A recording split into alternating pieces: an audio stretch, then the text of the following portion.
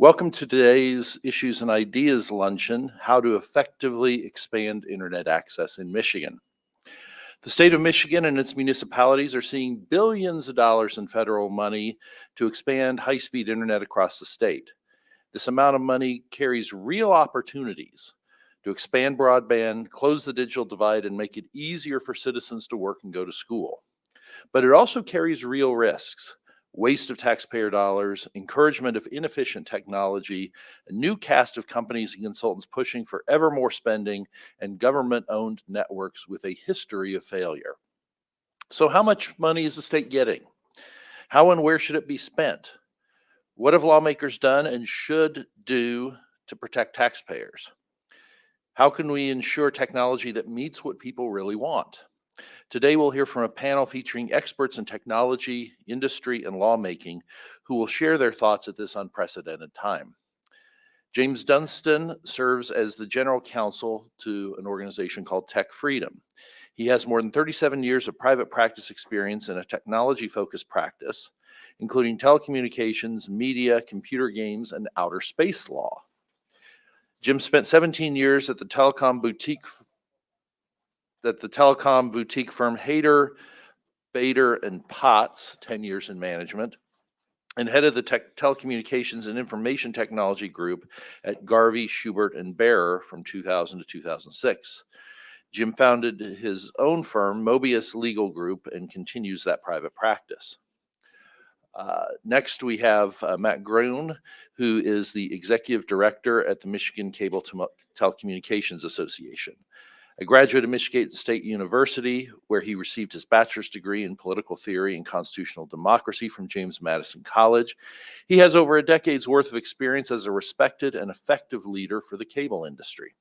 He's worked on key legislation affecting the cable industry in our state, including access rate restructuring and multiple rewrites of the Michigan Telecommunications Act. Representative Michelle Hoyninga is state representative for Michigan's 102nd Legislative District. She chairs the House Communications and Technology Committee and serves as the vice chair of the Regulatory Reform Committee. She lives in Manton. And lastly, we have Jarrett Skorup, the Senior Director of Marketing Communications at the Mackinac Center for Public Policy. He is the author of a Broadband kit for local governments, which discusses ways that Michigan cities can expand access to high-speed internet.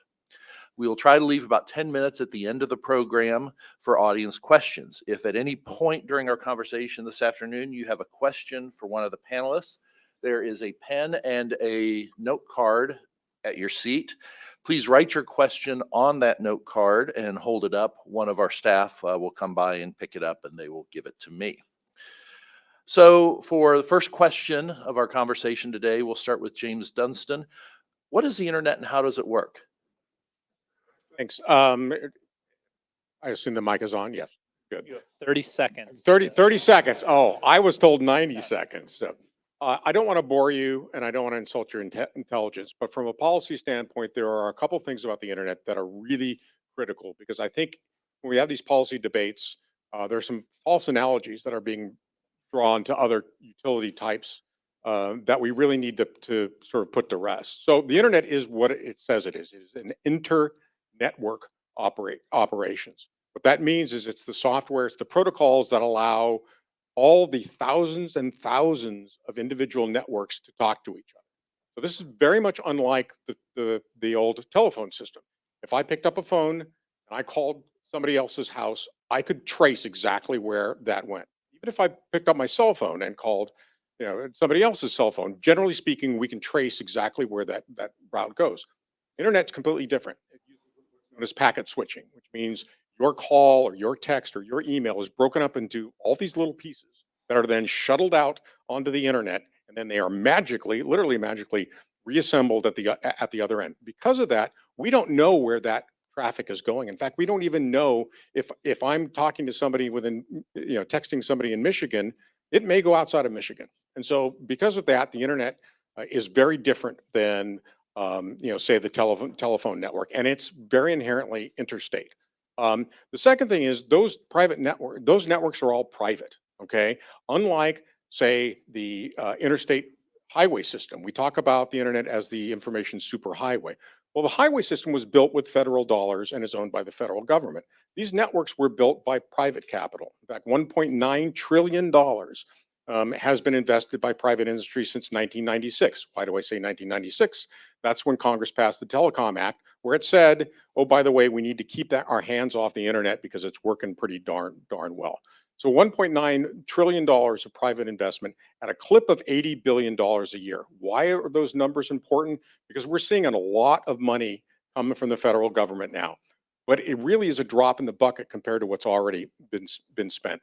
The other thing about the internet is it's delivered over a huge array of different technologies. There's wires, there's fiber, there's coax, there's fixed wireless, there's mobile wireless, there's now even satellite.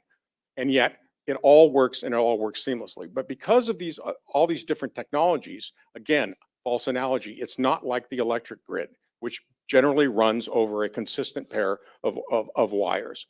And even in your home, you have one electric wire coming in. The internet has, one, two, three, oftentimes more than that. So we got to be careful with those analogies. The internet is broken down into basically three segments: the long haul or the first mile; those are the big pipes. The middle mile, which is, think state highway system, and then the last mile, which is what goes to the home. And again, can be delivered over a number of different technologies. You heard talk about the digital divide. What is it? How big is it? Well, first off, I always like to, when I talk about the digital divide, a lot of people think it's like this chasm and you just build a bridge across it, right? Well, the better visual is it's like a big mountain. And up in that mountain are lots of little people that you've got to get to. It's very, very difficult to do. I know I represent the other side of the digital divide in my private practice. I represent the Navajo Nation, probably the most remote, most place in the United States, if any of you have ever visited there, and very difficult geographically. It's very expensive to get internet out there. But how big is the digital divide? The problem is we don't know. We have lousy maps, and we continue to have lousy maps. The FCC is working on it, but we still have lousy maps. So we got to be careful when we start spending money to make sure, okay, is there already broadband there? And if there is, do we really want to build over it? What will it take to close that digital divide? Well, in 2017, the FCC issued a white paper that said, well, we think we've got about 96% of the people with broadband. Turns out they were wrong by several percent. And then they said, we think $40 billion will get us to 98%, and another $40 billion will get us to 100%. Completely wrong. Since 2017, private industry itself has spent about $400 billion, and we're no closer to closing the digital divide than we were before. So when we talk about all this money flowing in and we're going to close the digital divide, we are not going to close the digital divide. We cannot do it because it's like a hockey stick. That next 0.5% is 10 times more expensive to deliver than the last.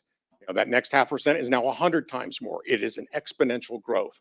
So it really is impossible to close the digital divide. Speeds. Broadband is defined as 25/3, 25 megabits down, 3 up. A lot of people want to expand that and say, well, we really need 100 megabit down, or we even need symmetrical speeds 100 by 100. The problem with that is even during the pandemic, the data does not bear that out. Even on all your Zoom calls, you were roughly using 5 to 7. Even Netflix, at Ultra HD 4K is only taking 5 megabits. So when people talk about we got to have 100 by 100, there's an ulterior motive there. The alternative motive is a lot of people want to overbuild the existing infrastructure. And that's what we got to be careful for, because if we do that, we're not going to get any closer to closing that digital divide. And so, the last thing I'd like to say is, we've got all this money flowing, and some people say it's a once in a generation. Some people say it's a once in a lifetime. It's a once in once. We will never, ever see this money again. And so we've got to spend it as smartly as we can. And the last thing we should do, in my opinion, is overbuilding our existing networks, because then we won't get any closer to closing the digital divide. Thanks. We're 90 seconds, sorry. All right. I'll throw this open to the panel. Let's start at the other end. Why is the internet important? We've got a variety of different perspectives. Sure, and I thought that was a really well said in a number of areas, Jim. Thank you very much for that. And thanks to the Mackinac Center for affording me this opportunity to talk about broadband in Michigan. Really appreciate it. So why is the internet important? When I hear that question, it's really funny because when I started at the Cable Association over a decade ago, we would talk about, and always continues to be a problem, fiber cuts, where some sort of contractor, maybe a municipality, cuts into our fiber.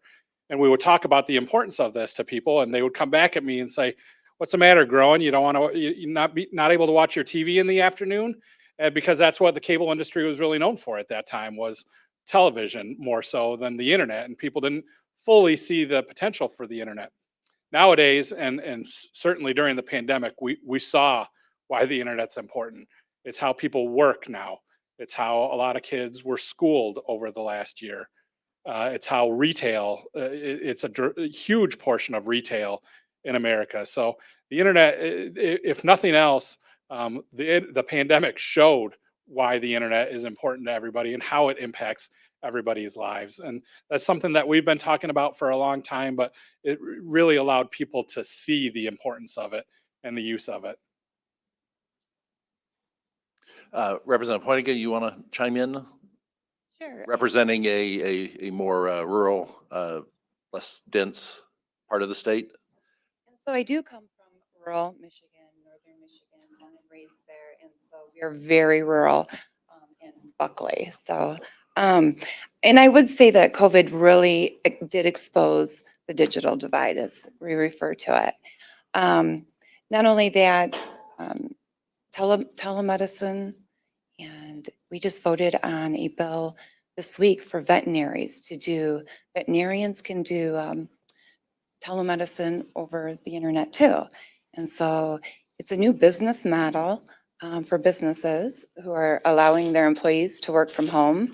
And so in rural Michigan, where we're lacking so much internet, those people cannot work from home if they don't, or cannot utilize all these new technological advances that we're open to.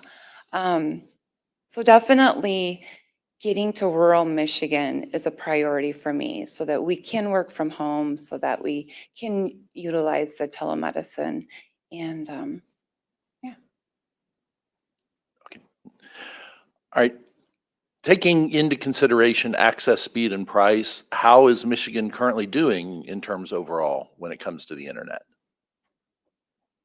I'll take that. Matt wants to jump in. So one thing, I've been on these different committees, and I live in kind of a mid-sized town, and whenever I'm on a chamber or the county that wants to talk about how to expand this access to these areas, and even when you look at like the cities in Michigan who are most going all in on using public funds to try to expand internet, a lot of times you're seeing what Jim talked about of overbuilding over private providers.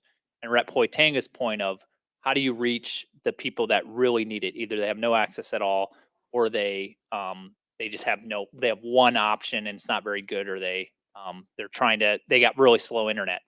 But a point I try to raise to people is because nostalgia is a very powerful drug, maybe the most powerful at all. But I think take yourself back for a second, because right now whenever you have something, you think, how can I make it better? How can I get it better? And we think there's these magical solutions. Like if we just have this city run its own network, that will jump me up to this internet. And usually that envelope keeps getting pushed to like the next thing. And I talked in Midland, Michigan, where I live.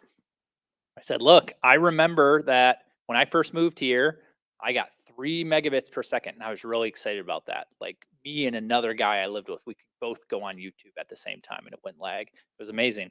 And then now the city is like exploring, or our county exploring, like, what do we do with this funding? Should we do our own network? And I'm like, look, today I get 200 megabits per second and I pay the exact same. I literally mapped it out for them. I'm paying the exact same monthly fee.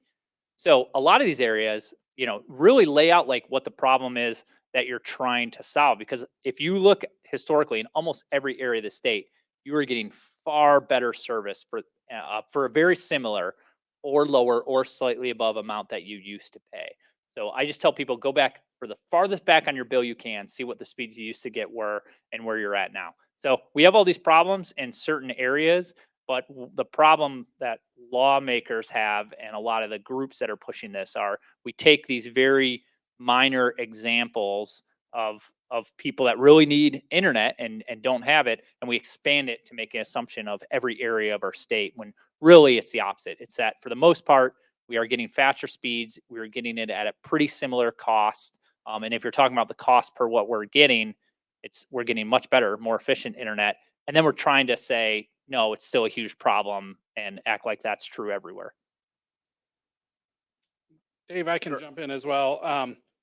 As far as access in the state of Michigan, it's actually very good. According to the most recent data we have, which was completed late last year, Michigan has over 95.5% of the households in Michigan have access to broadband speeds of at least 25 megabits per second download, 3 megabits per second upload, which, as Jim noted, is the FCC definition of broadband. So that's very good. Still leaves about 400,000 households or so that don't have access to it. And the challenge with those 400,000 is that's over a large geographic area because these are rural homes now at this point that don't have it. So that's the challenge in getting broadband out to them. In terms of speeds in Michigan, we are very blessed to have the two largest cable providers in the country that service most of Michigan as well. So while I said 95.5% have access to speeds of 25.3, really the vast majority of those, well over 90% of those, have access to over a gig download speeds in Michigan. And that's all through, at least in the cable industry, that's all through our hybrid fiber coaxial current footprint. So that's very low intrusion to get you a gig at your house currently, because it all happens over our existing network. At most, you have to swap out a modem right now. So that's really exciting. Jarrett covered the price. The price is extremely competitive here in Michigan. The broadband prices really haven't gone up at all in a very long time. And if you look at it, it's certainly the pace of inflation is dramatically outstripping the price of broadband at this point. So I can't remember what the last one was. Yeah, access and cost. So Yeah, I mean, so Michigan is very competitive in that, very, very competitive. so the other part of the digital divide we haven't talked about today, but I think we really do need to talk about is okay, yes, prices are going down on a per megabit level, but it's still expensive, and there are still people who cannot afford it, and that's the other half of the digital divide, and that's in fact where I think we should be looking at spending money. The federal government does it. It had the emergency broadband connection fund and now has the affordable connection fund, which is funded to $8 billion. But that's something we really should look at is okay. There may be broadband available, but at $50 or $75 a month, there are a lot of people that still can't afford that. So maybe we look at that rather than just again either overbuilding or spending a lot of money upgrading systems and speeds to making what we have more affordable to those who can't afford it. Well, and I think that's the key point, because people will talk about what Jim said of like, shouldn't this be like a public entity? I mean, water is really important and gas, and we run those sometimes as these public entities. And I say, what's really important, even more important than broadband, is food. And yet when we talk about how do we get food to people, the debate is, what do we do about food stamps or cards for people, and what's the income cutoff and how much? That's where the debate is, and that's really where the debate should be here. If you have access, we shouldn't say, all right, we have a grocery store, oh, we have 10% of people who don't have access to food, the government will build another grocery store right next to that one. No, it would be crazy. We would all know that doesn't make sense, but that's what we're talking about here with broadband, rather than doing direct subsidies to low income, elderly, rural, something like that. Representative Hoyninga, can you quickly fill us in on what the Michigan legislature has done in recent years to effectively expand internet access? Sure. And when I came in 2016 and was appointed the chairwoman of Common Tech, we really dove into it. And everything I was hearing, local governments were becoming barriers. And so we really, in some cases, local governments, county road commissions were charging outrageous fees, permitting fees. Not all. Some communities were very welcoming and said, come on in, we need internet here, come on in. And others, it felt like they were gouging. So the permitting fees were a big deal and a barrier to expansion. And so we did some standardization, permitting standardization legislation. I think that was in 2017. I worked with everyone up here and we really dug into it and it's been successful. We're kind of looking at the same thing with rail. So to expand, they have to go under railroads. And so we're again looking at different things for permitting, standardization. That was a big deal. There's other things we're looking at right now. If you are a home, if you're one home on a 2 mile stretch, so out in the country, if you're a farm or whatever, most likely a company is not going to come that far because it's not profitable for them. So we're looking at ways to incentivize them to go there. So personal property tax, if you guys know what that is, it's a tax on your assets and it's a tax every year. You get taxed and taxed. I consider it double taxation, but so one of the bills we put through, excuse me, was to allow that PPT tax to go away. And so that was incentivization for a broadband provider to get to that house. And that bill was vetoed, so. Let's go back to James. Federal level, what's the federal government done to effectively expand access? Yeah, so some great points. As I said earlier, there's in the first round of stimulus packages, there was approximately $350 billion allocated to the states, which could be allocated to a number of things, everything from COVID relief all the way down to broadband. That money is now flowing, and so some of the things that you'll see are coming from that. There was in the next round of stimulus funding, there was $65 billion additional that is now going through what's known as NTIA, National Telecommunications Information Agency, and they're setting up procedures to have that flow down. But some of the issues we talked about here are the federal government is also trying to get involved with. For example, with all this new stringing of wires, we got the issue of all these poles out there. And one of the things that we're seeing in some of the early ones is that people are doing their budgets to extend these lines out into rural areas. And they're finding that one of the most expensive items is because the group owning the pole has suddenly decided, well, that pole is now past its useful life. You're going to have to pay to replace my telephone pole or my electrical pole in order to string your wire on it. And so suddenly, what looked like maybe a $10 million project to get a whole area strung out now suddenly becomes a $40 or $50 million project. And so one of the things that the federal government, the FCC, is looking at is let's look at what's known as pole attachment rules. One of the most boring things you could ever get into, but it's important because you've got to pay for the rights to string along. But especially at the local level, the idea of breaking down the barriers, the regulatory barriers, the permitting, the rights of way. Again, I deal a lot in Indian country, and getting a right of way on federal Indian lands to string line. I'll be long dead before some of the applications are out there. So the federal government is trying to knock those down as well. But really, the thing we got to watch out for is just how much waste, fraud, and abuse is coming with this money. The thing that just really sickens me is I see some of these projects go out, and at the head of the line are the consultants who are just taking their 2, 3, 4, 5% off the top of these multi-million-dollar projects.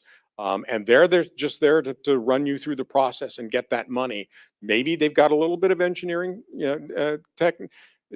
technology and smarts to them, but by and large, they're just paper pushers. And so I think, we saw this in 2008 with the ARRA grants, just the incredible amount of waste and abuse. And I'm hoping the federal government does a better job when it allocates this money. I'm not really optimistic. I think we are going to see very, very wasteful money. So that $1.9 trillion that private industry put in to replicate that on the government level, Econ 101, the government factor would be, 4, 5, 6, $10 trillion to do it. And frankly, no matter how much money we print, we haven't got that much money to do. What about the role of private companies? Matt, your industry and others that you're seeing that's been effective in expanding? Sure. Well, our companies for the longest time, up until very, very recently, have all been private risk capital. So it's all been private money that's gone into investing. So last year alone, there was $441 million invested in Michigan by my companies. Over $2.5 billion over the last 5 years in Michigan. So Jim kind of hit at that at the beginning of his speech, but just an incredible amount of investment that goes on at the private level, and Michigan residents are seeing the results of that. So I mentioned the two companies. Comcast within the last year or two has done build outs to 13,000 homes in the Thumb area, 3,000 homes on the west side of the state, Laketown and Saugatuck townships, 3,000 homes out there. Charter Spectrum in the UP completed about a 60-mile build through the Hiawatha National Forest to connect Newberry, Michigan, 1,600 residents who didn't have broadband prior to that. And I love that story because it really shows you the challenges of getting to rural Michigan. They had to go through a national forest to get to 1,600 residents.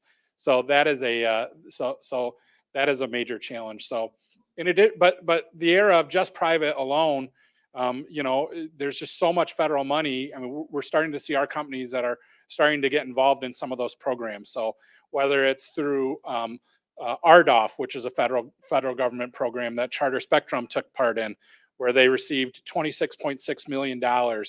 In addition to that $26 million award, though, they committed to over $100 million additional investment, private investment in Michigan.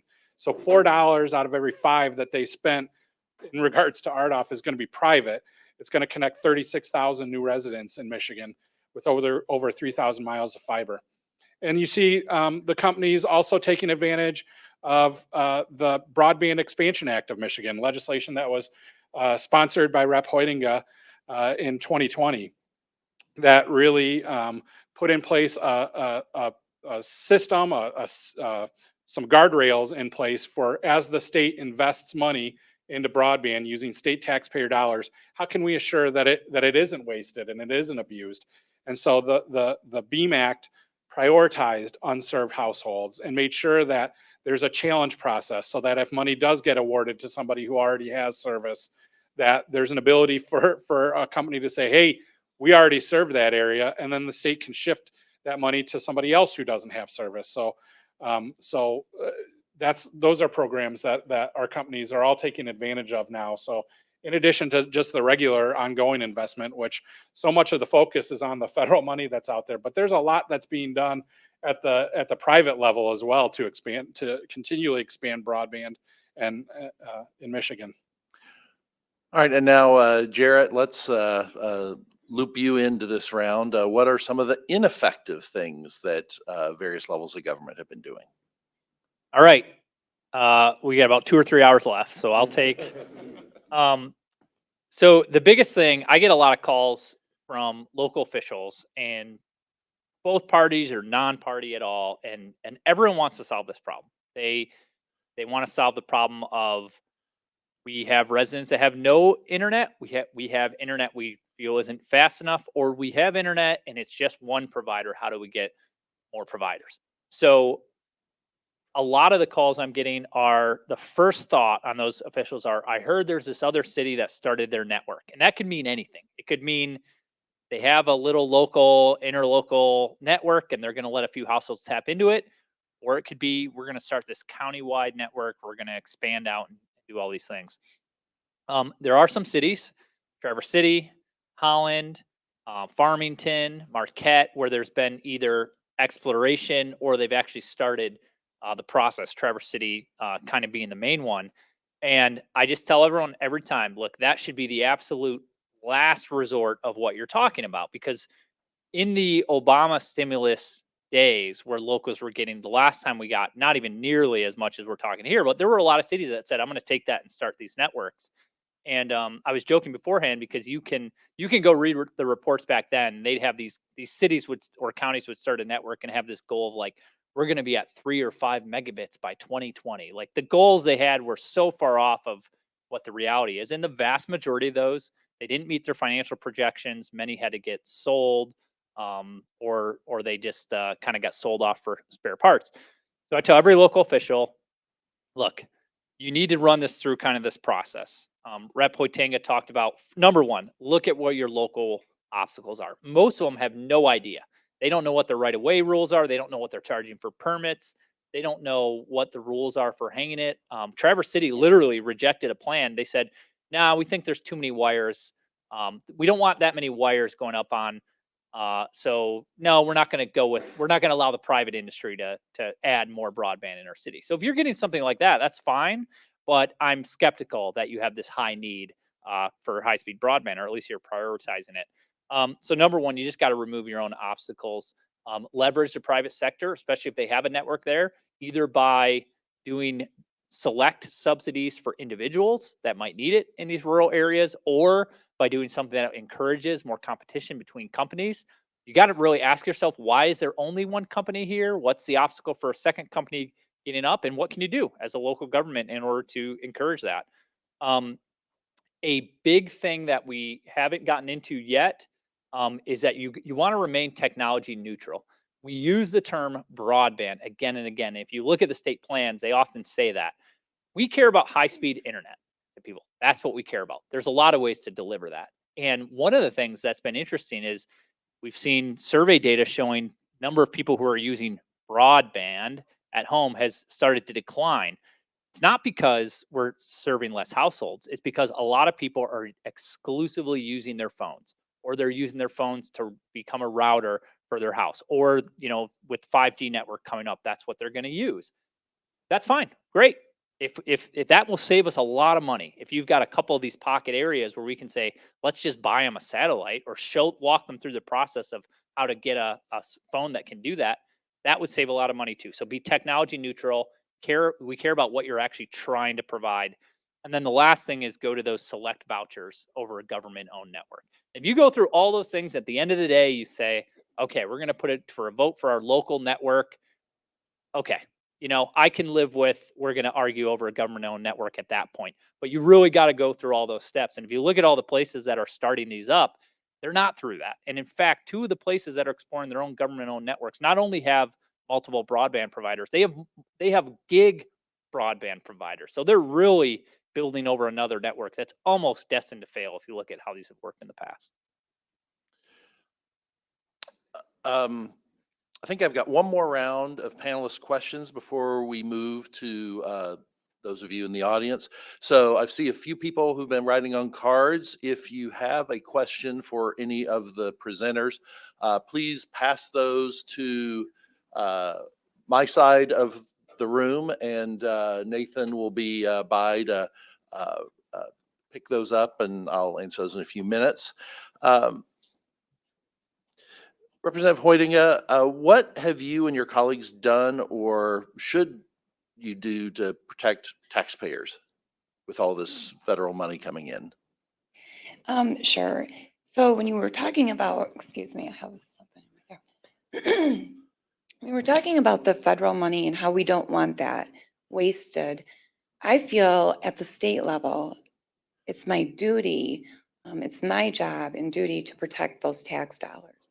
So even if they're going to spend at the federal level, whether I agree with all the spending or not, by the time it gets to the state of Michigan, we need to make sure that, like we said on the BEAM grant, that there are guardrails, that this money is going to unserved or underserved areas. And why I felt so passionately about doing a state level grant. So many providers that have big administrations um, are able to apply at the federal level, and those applications come with a lot of red tape. I wanted a grant program at the state level. It didn't have a lot of red tape. It was easier to apply for, but keeping those guardrails, protecting the tax dollars to make sure the money was spent wisely and going to unserved areas. Um, And then, Jarrett, how do we ensure technology meets what really people really want? Hmm. I'm sure I sent this question to David, but I don't know what it means. So I'll It's jump on in. you. You got to figure it out. Yeah, so actually there's a proceeding going on at the FCC right now.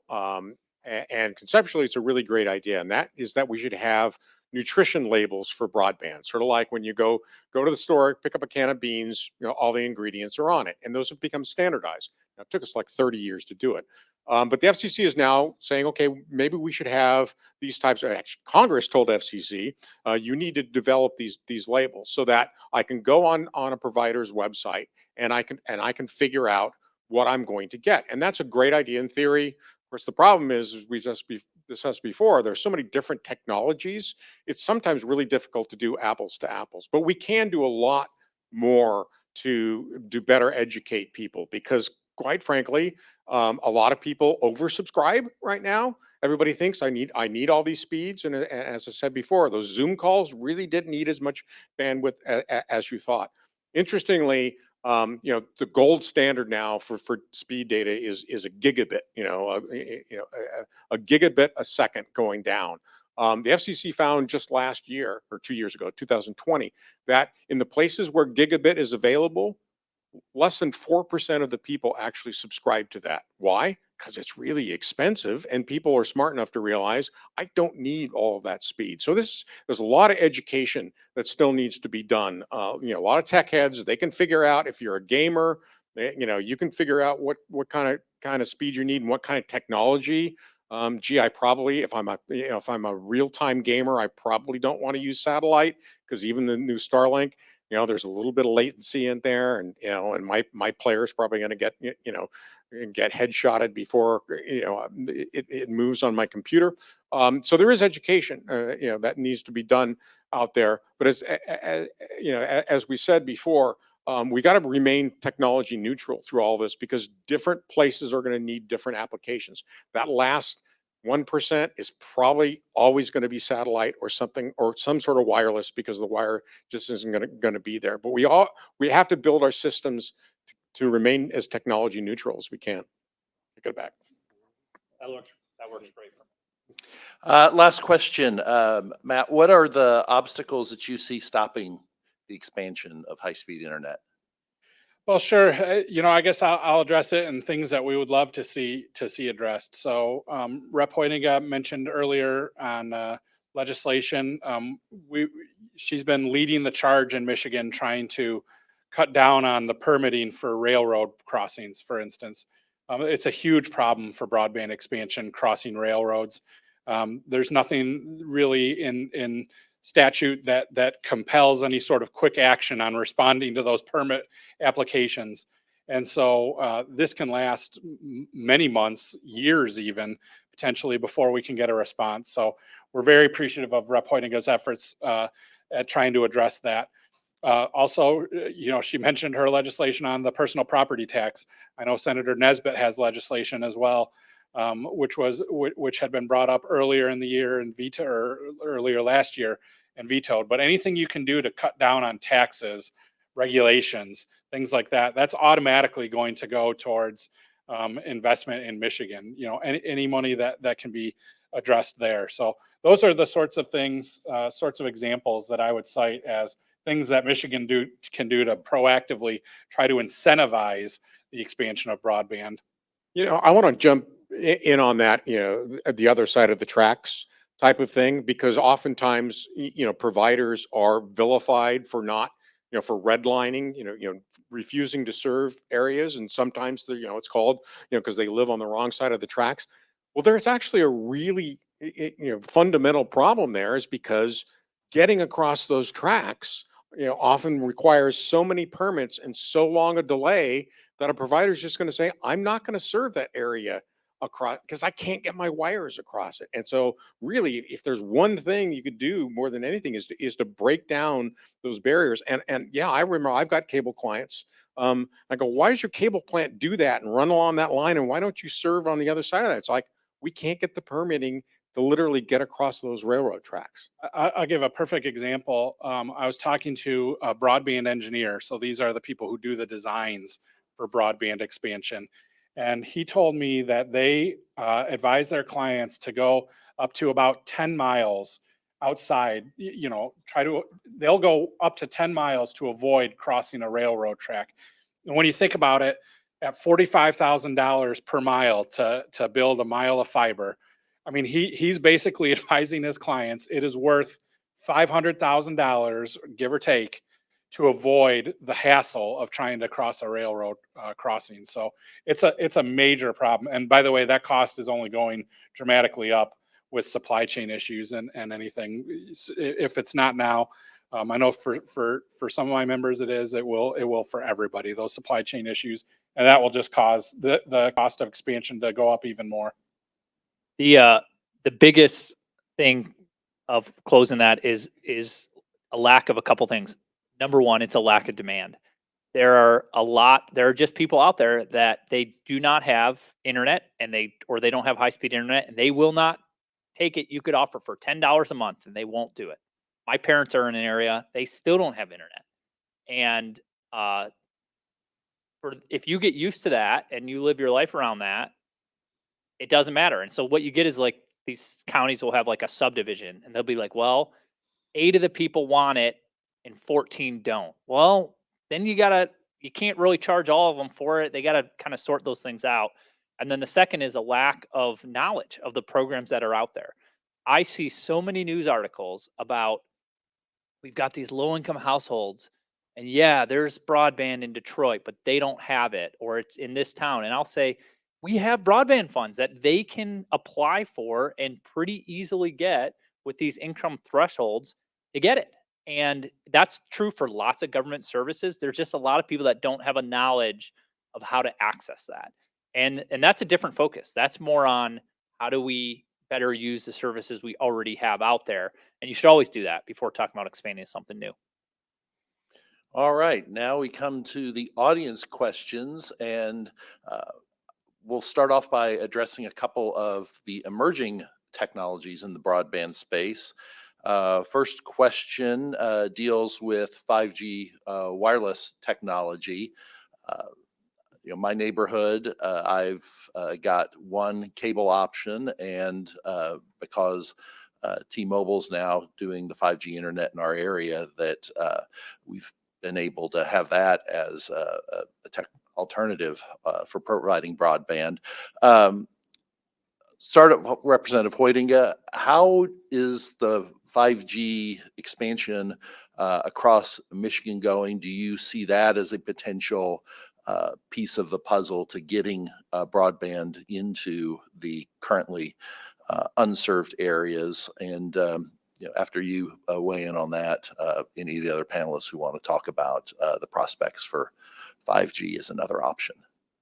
So I'm old enough to remember the eerie sound that was made in dial-up. And so you would click and this screeching noise and you would sit there. So that's how old I am.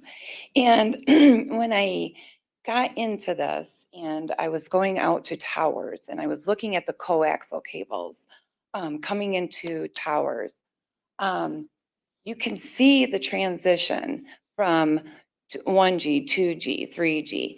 And the coaxial cables coming into the towers were getting smaller and smaller, and it was getting more powerful. So that just showed the technology advancements. Just physically, you could see it. And it was pretty amazing to see that. And so while some of the bigger cities were building up 2G, 3G, and going up, in the, in the rural areas, we were thankful for anything we could get. And I think we still feel that way. I don't care if I don't get 5G. I'm happy because at least I don't have to listen to the dial-up right now. And it seems sufficient. It's sufficient. So I don't know if that's really an answer to that question, but I just want to make sure that we get it to as many people as possible. And I'm not so concerned with getting the 5G. So the thing about 5G you've got to understand is 5G is just a is a technology, is a protocol, sort of like the internet protocols. It's not spectrum dependent.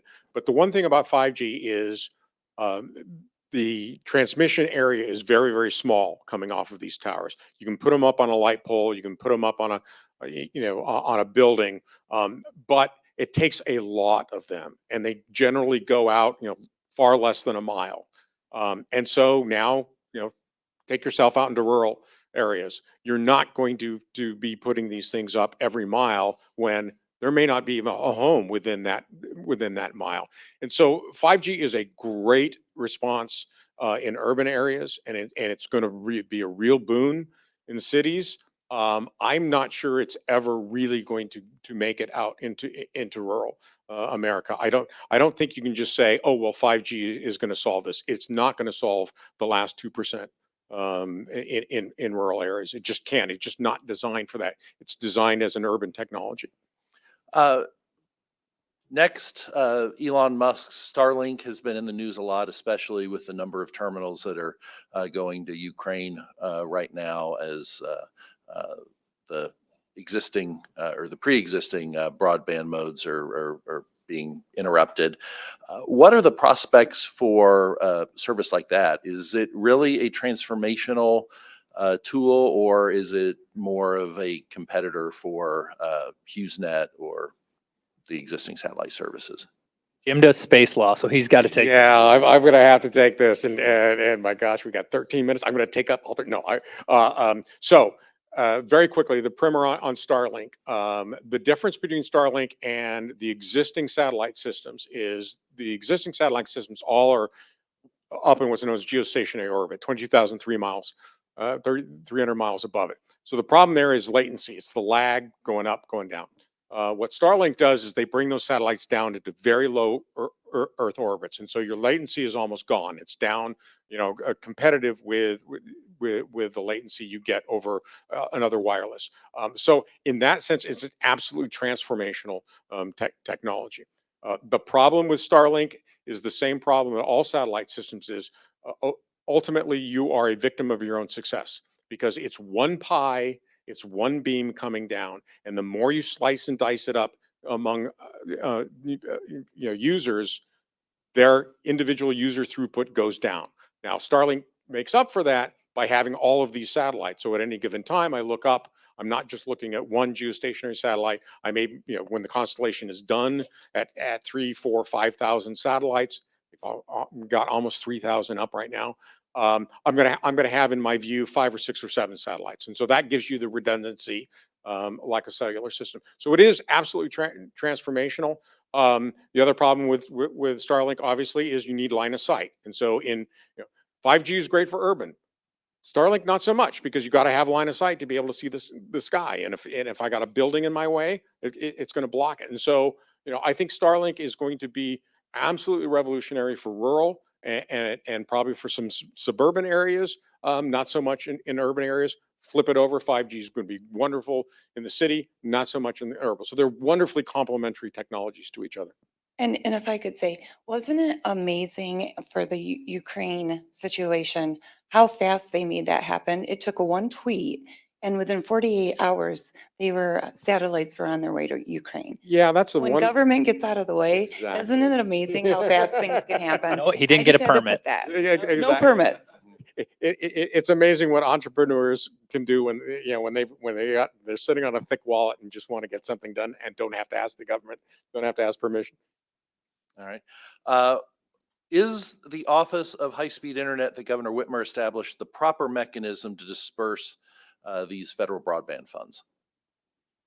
So the big debate in the legislature, which is often partisan but not always, is a lot of what we talked about, like what are the guidelines for the services? Are there any requirements? What are they? I mean, everyone has requirements, but I think it's fair to say that the bills we have now focus the money that we get from state and federal to private providers, to unserved areas. That's kind of the key. And that's responding to where most of the examples of what we heard from people was we've got these rural areas or urban areas where there's no providers. Coming out of COVID, that's tough because then all of a sudden you had this massive increase in demand. And for the most part, the private networks really responded well to that. But you also had a lot of people that they went through their day and maybe their kids watched a little bit of Netflix at night and they did their emails or whatever, but they didn't really, this wasn't this huge deal to them. And all of a sudden their kids are work from home for 9 months and there's 4 devices because they have 4 kids or whatever. And dad's trying to work at home and mom's trying to work at home and they're doing telemedicine. So all of a sudden that kind of turbocharged this. So that's caused a little bit of rethinking over not so much just unserved areas or underserved, but also we need to have enough competitors to provide this service. The governor's position and bills, at least from the Democrats, have been basically we've got tons of money coming in. Let's just give it out to people, and we don't care if it's a government-owned network that wants to do it. Great. If they want to work with a private provider, okay. And I'm not there with that because I think that's just going to be a recipe for almost by definition, the way these are set up, are you're going to encourage the places that already have lots of providers and already have cities that are ready to go with their own networks, and they're going to be the ones most encouraged to set up and do things. So I don't love the governor's plan on how to do that. Having an office, and I mean, we're going to have an executive office for these things already. Which one it is, I'm apathetic on that. The important things are what are the guidelines in place, and we have some in place right now. The governor has ideas to change that. House and Senate Democrats have ideas, House and Senate Republicans, and that's all kind of getting sorted out. But I just encourage the guidelines that we've been talking about. Jarrett, one thing you said really resonated with me in terms of the pandemic, because, when everybody kind of right around this time 2 years ago shifted from work or school to home, you saw the cable networks held up completely. There were no hiccups at all across the network. Our networks were completely prepared to handle the surge in traffic. And we saw a real life scenario, comparative scenario to a place like Europe, where they have highly regulated, they treat their broadband like utilities. And what happened in broadband in Europe was that they ended up especially at the beginning of it, they actually had to go out to people like Netflix and get them to dial back. They couldn't watch Netflix in HD because their networks, their regulated networks, highly regulated networks were buckling under the pressure of the surge in traffic. Whereas here in Michigan, our networks flourished. There never were any issues, and we were totally fine. So, there's been kind of a theme of government getting out of the way, less regulations, and that was a perfect example of where the free market thrived and the highly regulated utility model failed 2 years ago during that beginning of the pandemic. So you mentioned that, and I wanted to talk about that real quick. All right, 2 hopefully quick answers to questions before we wrap up our time today. First, we talked about at the start of the program the 25.3 standard for broadband at the federal level. What are the sort of applications that would require internet to go beyond 25.3 to the 110, or I've even seen proposals for 100 down, 100 up? And if there aren't applications that need that, why do you see the federal push to have that go up? Yeah, I'll jump in first. So 25.3 is outdated. I don't think anybody would disagree with that. Although, really, if you sat down, the vast majority of us probably don't go much above 25 down. Almost all of us don't go more than 3 up. We're not broadcasting out of our basements, most of us 24/7. So it's going to go up. probably to 50, eventually to 100. Yes, we do consume more. We're going from 4K to 8K TVs now, and that goes up by an order of magnitude. But at the same time, we're demanding more speed. The people who are delivering that are getting better and better and better. The compression is getting better. They're able to cram more into that same bandwidth, and so it's going to even itself out. I would like to see us probably, at 50-10 right now, and eventually maybe 125. The people who are pushing for 100, make no mistake. The reason they're doing that is because right now that takes 2/3 of the technologies off the table. It only leaves fiber to the home. Basically, that's the only thing that can do 100. Coax, cable is getting there, with the newest technology, but it's still a little bit away to get the 100 up. And frankly, we just don't need that 100 up. So what they're trying to do is they're either playing to one constituency, which is the people who want fiber to everybody, or more importantly, what they're playing for is to have more and more people be defined as unserved, and therefore I get to overbuild. I get my municipal network. That's what's really, really going on. You knew that last question in my stack was on overbuilding. Anybody, please provide examples of overbuilding and what percentage of the investment in expanding internet winds up being overbuilt. Traverse City is the best example of overbuilding. So they're building out their network now. They already have private providers, and what that means is when their group comes in, who Jim talked about, make their 2 or 3% off the top to run this through, they give projections to the city over here's how long it'll take to do the dig, to build it out. Here's how many customers, here's how many are going to be gig customers, here's how are going to be and they're projecting the cost, and they're projecting how much 10 years we'll make our money back. Surprise, surprise, almost everywhere in Michigan, they've been way off their projections. And there's all kinds of excuses of why that is. But the big one a lot of times is the number of people who want gig internet is way below, because even if they're paying $100 a month or $200 a month for gig, they're like, well, I can pay 75 and get 100 megabits. That serves almost everybody. So the problem is you've built a very expensive network over a network that was serving most people well. And we just go back to how could you encourage another private provider to be in there? How do you give a subsidy to people who directly needed it? But instead they sold it as everybody here is telling us that they want gig internet. And then when push comes to shove and you got to pay for it, almost nobody did. And they overbuilt a network. They built a network on top of another network that was serving people well. Well, they missed their subscriber counts, but then they missed their budgets too by leaps and bounds. And so they go to taxpayers for even larger bailouts. It's a endless cycle. Or they do cross subsidies with their electric bill. Suddenly my electric bill has gone way up. Why is that? Oh, it's because the municipality also owns the network. Yeah, I've got a small cable system in Maine where the governor actually owns a vacation home in this place, and they're going to overbuild my cable guys because they've said, well, we think you actually really don't serve everybody. We've shown them the map, fiber to the home, and they're like, well, we still don't believe it, and they're getting the money. My just last quick thing on that is whenever any government officials say we're going to do this and here's the investment we're making, and it's totally obvious. We know there's demand there. I always wonder why they're in government service. They should obviously be a private provider. They'd make so much more money. They obviously know what everyone's going to want, but so much smarter. Surprise, surprise, they never really put up their own money for those services. All right. Thanks everyone for being here today. For those of you who have occasion to be in Midland on Tuesday, April 19th, we're going to be having a special lunch event up there. Dragon Slayers, 6 Presidents and Their War with the Swamp. Larry Schweiker to be talking about this topic related to his latest book, Dragon Slayers. Details about it are in the cards on your way out. Thanks for being here today, and have a great rest of your afternoon.